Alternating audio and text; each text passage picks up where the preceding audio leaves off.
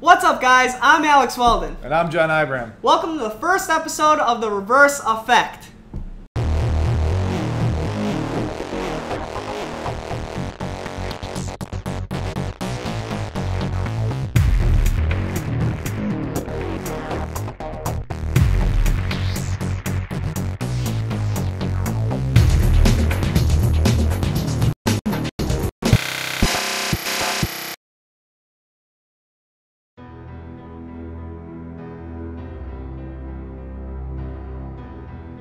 What is this show going to be about? Well, basically today, what I was thinking about talking about is waking up and what waking up is. To me, I don't know about you, John, but to me, there's two types of waking up. You can be politically awakened, whatever you would call that, and spiritually also. They're two completely separated, but I kind of feel like when you get into both of them, you will kind of end up in the same place, that everything kind of comes together in a political, spiritual mash at the top. Exactly what you just said. I mean, when you're talking about being awake, you're not just talking about understanding the world around you or the people in it or what's going on in the world. It's about a lot of different issues, not only politically wise, but spiritually, understanding your universe. Because I think a lot of what we talk about or are going to be talking about has to do with things that are outside of the realm of like understood science. And you kind of have to not necessarily put it on belief, but a lot of it is like that's what makes sense. But you know, I think also being politically awake is important at this time in history. We are living in an extremely serious time in history. You know, we're talking about political uprisings happening around all over the world. You have, you know, revolutions and a lot of stuff going on, and a lot of people have a lot of different questions, and nobody has the type of answers that we're looking for. Exactly. And we are not here to tell you like what we're thinking, and we're not trying to tell you what to think. We're just trying to get you to kind of question things by yourself and look for truth, not just looking who has the most money to tell you what's going on, or who's the most popular, who your neighbor is watching.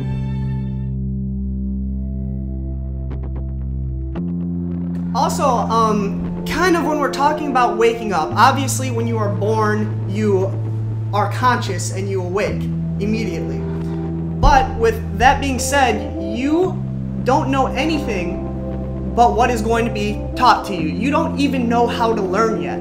You have to be taught to learn. You have to be taught to do everything, to look at everything. In that conscious state, so you're a child and you are raised and you are taught to believe what you believe, or maybe you're not. Maybe your parents were awake and they taught you how to have an open mind. But there's like a realm. It's almost like reality for people in today's society is in this little thing. We're traveling in time through this two little brackets here.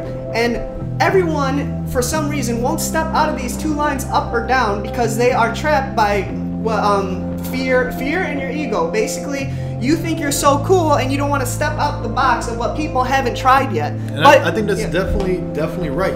There's a lot of people in society who are only following the trends. The people who want to stay within the lines of what's acceptable thought, what's acceptable questions, who you can talk about and how you can talk about them. And instead of pushing the bounds of, you know, what this normalcy bias produces, we're saying question everything. We don't have any answers. We're experts in absolutely nothing.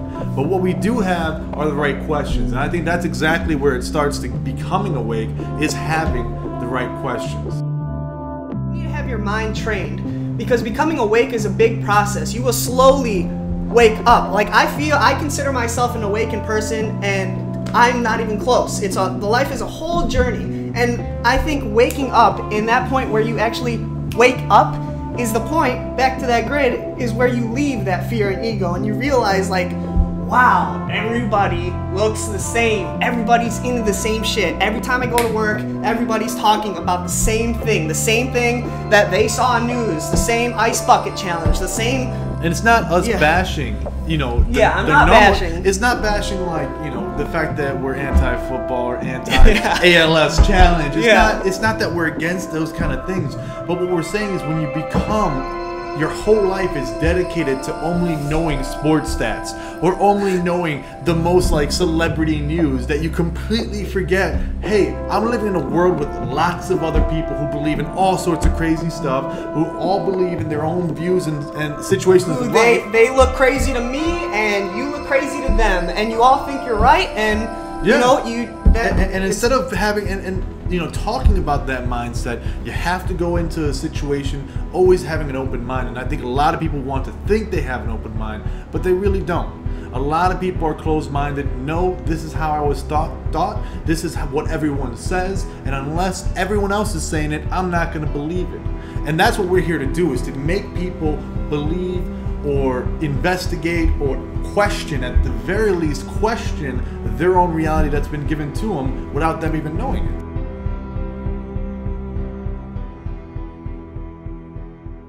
I feel like talking about politics. I mean, I'm always feeling tough politics. You know, a lot of our political realm, you're gonna see, you know, that our government has been taking control. It's not the government itself is taking control of us. It's that special elite interests have taken control of the government. And those people are only going to put into power other people who are going to benefit their interests. That's not a real hard concept to think about. It's not, yeah. When I tell people, they go, why? Why do you think there's like these globalists trying to control all the governments at the top? And why wouldn't you want to be... I mean, I personally would not want to. I don't understand. I don't need whatever. And I think that's the big problem, is a lot of good people who are, you know, maybe they're about sports, or maybe they're about their family or their job or their career or whatever they're passionate about or whatever they're into. That's what they care about, and they can't imagine that there are people out there who only care about power, about how to control other people, or worse, money. Exactly. And the power they think they have with money, which there is power that everybody gives to money. We have created that power ourselves, and the top is the problem, but the solution is not invisible. It's not impossible, and it has nothing to do with fighting or war or any violence at all. It would be simply realizing that there's only a few families at the top that are controlling all of us. It's not a big group of people. It's not a big group of that. So they think they are in control right now, and we think they are controlled, but we have given that. All we have to do is simply turn our backs to them and not pay attention to them. Grow your own food, make your own clothes, filter your own water, and figure it out for yourself. And it's that simple. You know, we're not saying that the problem lies at the top and the solution doesn't lie at the bottom, because that's exactly where it is. And the fact of decentralization, when you decentralize the power and everybody has equal power, that's what we believe in. And it's not an anarchist, it's not a Republican, it's not Democratic. I consider myself politically atheist. I'm looking at it from an objective view. And I think that if people were able to make their own decisions, had more freedom, were able, and within some scope of like having laws and whatnot, but at least being able to say, look, if I want a garden, you're not going to go arrest me. If I want to have guns, you're not going to come and arrest me and take my guns from me. If I want to have a trial and I don't want to go to jail for no reason, I can get a trial and not go to jail for no reason. These are simple protections that I believe in, that regardless of, you're not going to have these type of corruption and the type of power holding that they want. Yeah.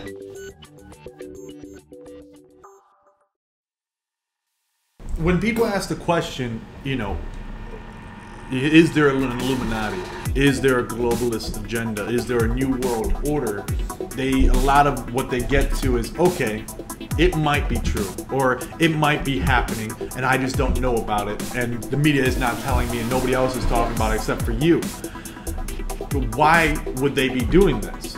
It really doesn't make sense if you think about it if you just take a quick thought about it. Like most people, you haven't gotten into Illuminati or whatever. They just see Jay-Z going like this or something. You know, they don't really. That's what they think is Illuminati. Yeah, and that's what they think is Illuminati. They think Jay-Z making a sign is Illuminati. You know, super scary. Yeah. But it's not.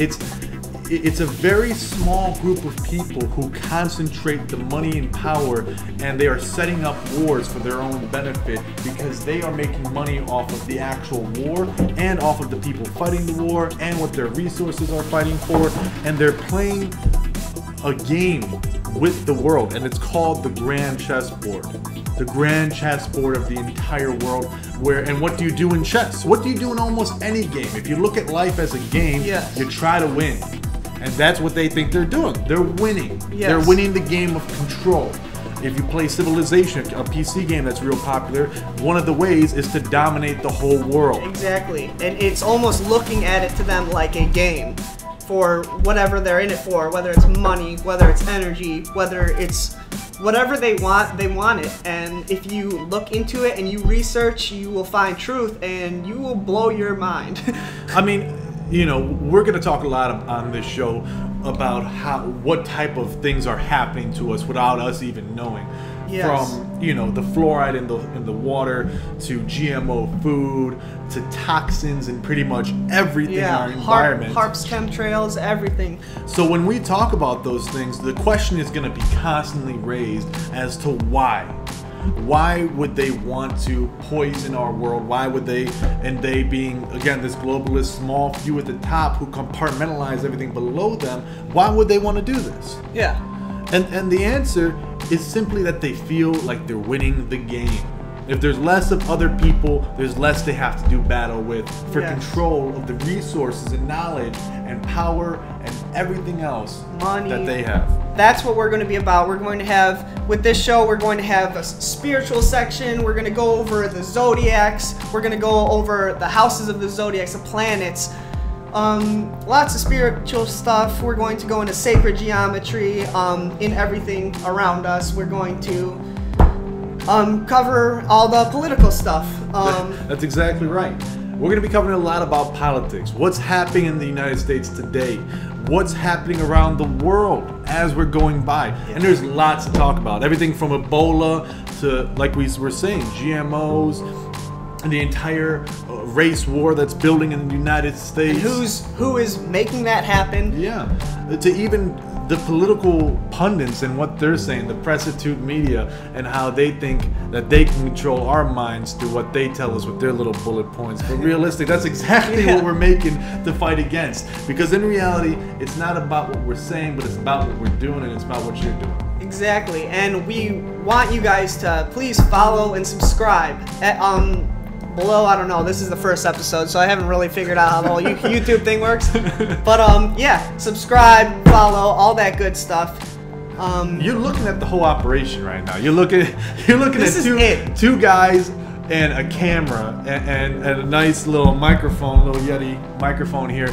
And this is what we're doing. We're putting out videos because we feel that our generation specifically, the young people of our society, have no clue what's going on. Exactly. And everybody's so consumed and focused on just being in the know about pop music, following their favorite bands, or I don't know, sports or something. And it's become completely uncool to talk about politics or history or spiritual and it's stuff. all I can talk about everywhere. Yeah, my sole purpose in life right now in this state of consciousness is to wake you guys up and to wake everybody up. To wake you guys up and to wake everybody up. Question, at the very least, question their own reality that's been given to them without them even knowing it. Wow, everybody looks the same. Everybody's into the same shit. Every time I go to work, everybody's talking about the same thing. A lot of people want to think they have an open mind, but they really don't.